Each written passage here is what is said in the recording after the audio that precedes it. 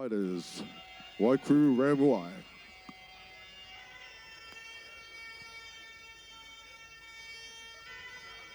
Tape brought to you by Cobra. Kai Wheat Jones, 22 years of age, 1 year the senior of Saton at 21. The record, Saton, 5 fights, 4 wins, 1 loss, 1 by way of knockout. Wheat Jones, 11 wins, 5 losses, 2 draws in his pro career. Matty, this is going to be a great one. Yeah, absolutely. A really interesting stylistic matchup. Dassakorn, Saton, well, he's been a bit of a star of Victorian Muay Thai. About to get going here. Wheat Jones in the blue trunks, Saton in the red trunks. This one, 3 by 3 minute rounds. Kai Wheat Jones immediately showing his intentions. He's going to come forward and try and get Dassakorn off his game. Doing well so far to come in and implement some good long knees. Kai Wheat Jones. Dassakorn, when he settles in, he's very smart, quite showy, and loves to entertain a crowd. And when he puts that right head kick up, tell you what, super fast and lightning accurate. Kai Wheat Jones doing a good job early to get in close and implement his come forward aggressive clinch game. We mentioned his fight versus Ramesh Habibi. He was doing well in that fight till Ramesh found a home for the body shot, as Ramesh has done to so many times, so many people before. And Kai Wheat Jones has gone down a couple of times to body shot. So Hammer, I'm wondering if the 8-Blades team have picked up on that and if we'll see some body work early from Dassakorn. They're just probing and trying to find the openings. I like the range control of Wheat Jones though, out of the blue corner. Putting that deep push kick out there relatively accurately and with confidence, trying to set his flow from that. But Saton, for a fighter with the amount of fights he's had, is looking very composed and you know, he's got a good IQ, as you mentioned. Calm under pressure. And this one's going to settle down to be an interesting fight, I'd say. See, he tried to sneak the high kick up there, just coming out of the pocket, found an angle and stuck it up on the back of Kai Wheat Jones' head. And we've spoken about the training partners available to a young guy like Saton down at 8-Blades Warriors. Jack Bennett, of course, got the victory in the last fight, one of his stable mates. Always a good, strong representation at every Rebellion Hammer. Yeah, well, the 8-Blades team, along with my partner, of course, Alexi Petroulius, who knows watching. And they've got a solid team now, and they're all helping to level each other up. So no doubt Saton will be well tested. He's pressure tested every training session, I'd say. So when he steps up against an opponent that has more experience, it's not going to be foreign to him. You know, he's probably fighting for survival every other night down at 8-Blades with all the other boys down there. Yeah, I'd say so.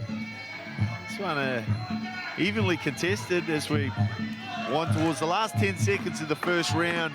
It's been Kai Wheat Jones, Saton boy, now representing, and he's been coming forward, trying to press on with knees and elbows, and Saton kicking from the outside, Stephen. Yeah, very evenly fought first 3 minutes between Dassakorn, Saton and Kai Wheat Jones.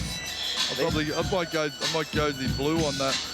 The first round though, Kai Wheat Jones, I think those long push kicks, and you know, he scored well, controlled range, and I think now you'll see Saton just come in with a bit of a different game plan. The first round instructions are always a bit of an adjustment, and often you see things swing in the second.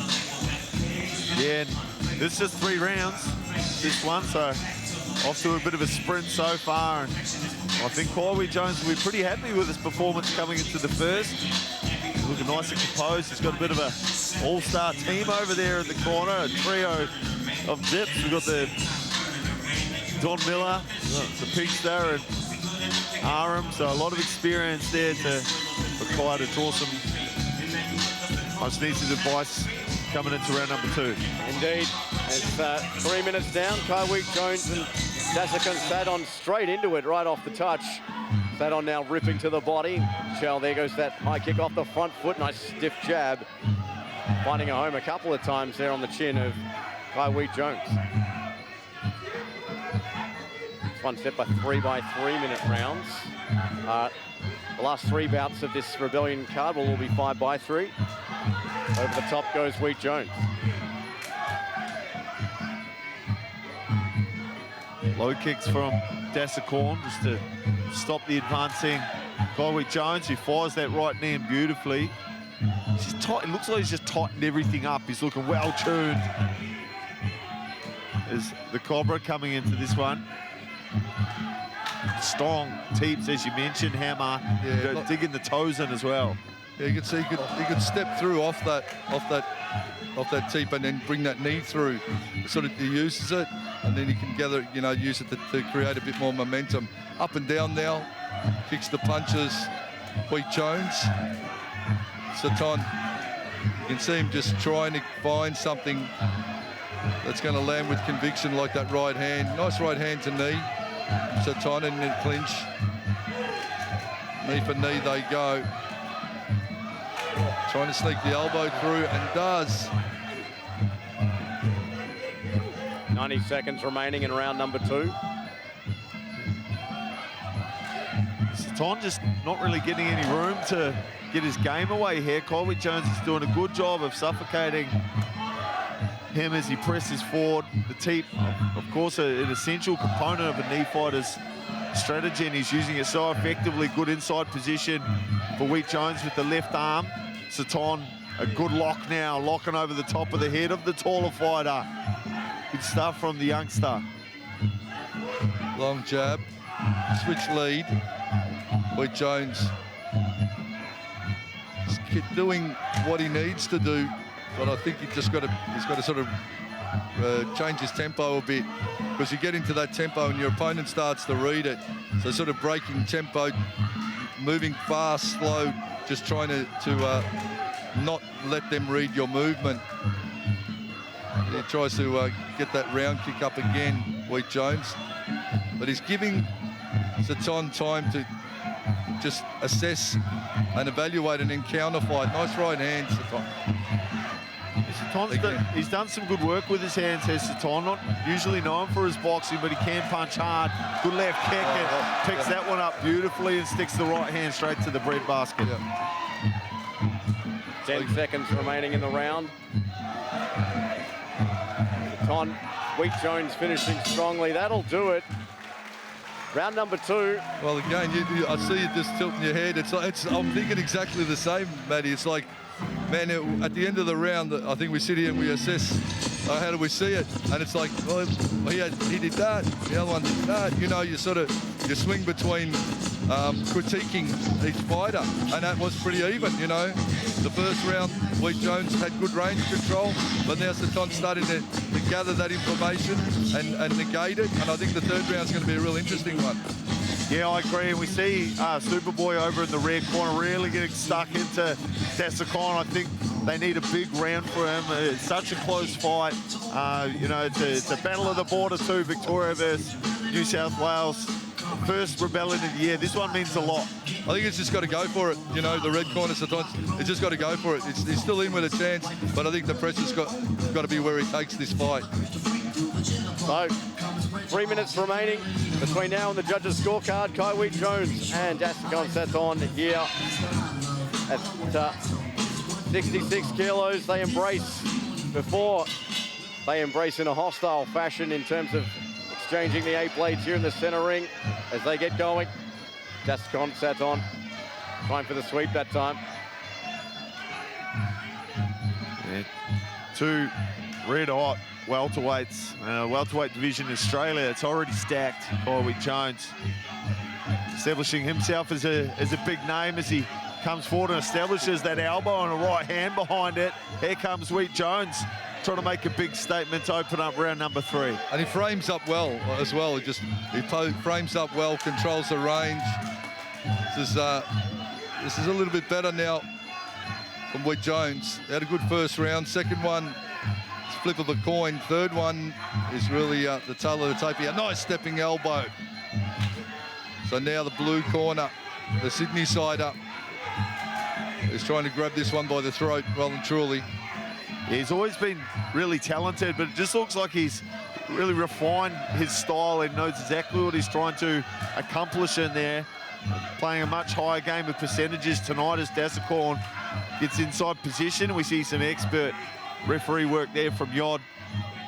Doing a good job of controlling two big welterweights. Dassakorn on the back foot. It's a left knee from Weate Jones. Returns fire with a right hand. Remember that right kick of Dassakorn's come out at any moment. Weate Jones keeping his hands nice and high. Found a target there for that body kick. Hit Weate Jones. And now he turns to looking like he's walking down Saton here. With a minute to go, nice teep from Weate Jones. They're starting to dominate now. The Sydney sider. Weate Jones pushing forward, using his main weapons, which is those long legs, long reach, keeping it where he needs it. Doesn't want to get in the pocket. On the outside, counter hook. Nice knee to the body. Saton, same. Overhand right. Weate Jones reading the play well now. But Saton really needs to go bombing because he's getting backed up. And the experience now of Weate Jones starting to show, gentlemen. Yeah, he's looking the goods tonight. Dassakorn, 35 seconds to make a statement in the third round. That's a good step forward, putting his best foot forward. Remember, there was a similar moment in the second where he sent Weate Jones sprawling. So big moments punctuated throughout. 20 seconds to go. It's got to be a sprint to the finish line here. Weate Jones needs to rally hard and take this one beyond any doubt.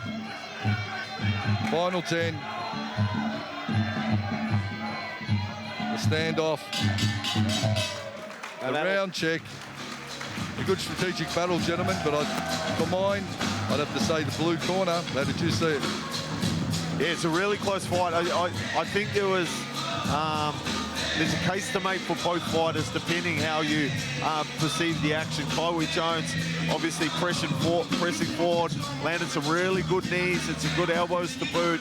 Dassakorn had some moments of brilliance too, some good boxing, hard connecting shots. He sprawls Weate Jones out a couple of times in that fight, took his balance completely, and some good clean scoring shots. But depending where you're situated as a judge and how you perceive it, you know, they can construct a narrative from that.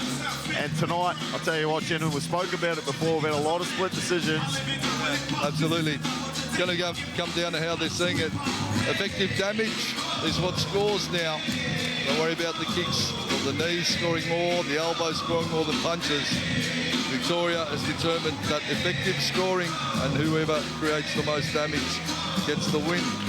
So let's see who the judges thought did the most damage in this one. All three judges saw it the same way. 29-28 for your winner by unanimous decision, Saton red corner. Well, they give it the red. I thought the blue was in there, but it is what it is. The judges have seen it.